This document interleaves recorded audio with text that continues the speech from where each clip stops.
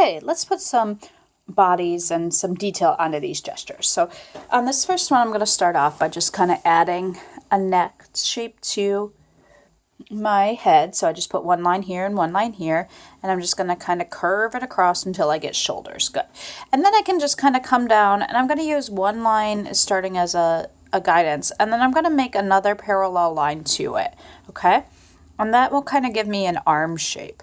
All right here, I'm going to go ahead and draw another, a horizontal line for the bottom of the shirt. And then I'm going to draw another horizontal line here. And I'm going to go ahead and bring that back around. Oops, this is a little wider than that. How trouble drawing this up. Okay, always feel free to erase if you need to. All right, once you kind of have the shirt shape down, you can take your eraser and erase on the inside of this, and you'll see you have a pretty good shape for the shape here of the body here.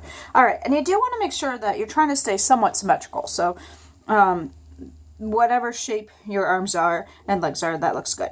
All right, now I'm going to draw one line on one side of the leg, and I'm going to kind of start from about right in here, and I'm going to draw the other side, and I'm just going to go in and draw a little horizontal line. Let's do that again. So I'm just putting the leg inside a pair of pants, and I'm noticing that this one is thinner than that one. I like that a little bit more, so I'm going to scoot that line over a little bit and erase it. So what you're doing is you're just kind of putting the body shape around the skeleton or the gesture that you made before. All right, let's add hands, thumb and fingers, and remember this is a kind of not very exciting one, so this is a fine place to start. And then I'm just going to add some shoes. Okay, and I can erase the gestures inside of there. If I want, I can add all my other details. Eyes, make sure your eyes, remember, about halfway down the face, and a nose and a mouth and ears and hair. Okay. All right, that guy looks fine. All right, let's go ahead and work on my fencer. He's going to be a little bit more interesting because his body is doing more. Remember we talked about that idea of the body in motion. So again, I'm going to do a neck. All right, but it's going to come down to my shoulders. All right, and curve for my shirt. And then from here, I can kind of go ahead and put those lines around here, a parallel line here that can end in a hand, kind of holding 1, 2, 3, 4 fingers, kind of holding the shape of the sword. And I'm going to do a line that kind of goes around here for a shirt.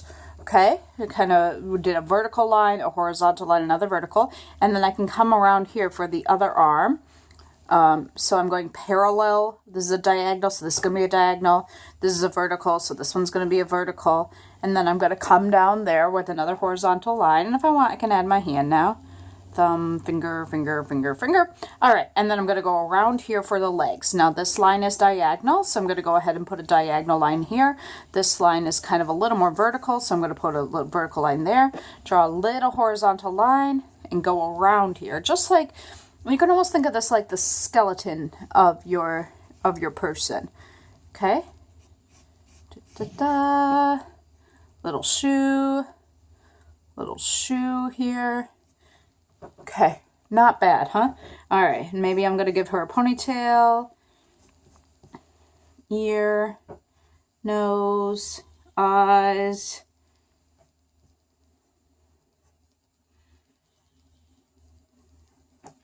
All right, and so that took that kind of gesture to being a person. And then the last thing I can do, if I want to, is I can kind of erase any of that sketch that I put on the inside, and I have a picture of a woman in motion.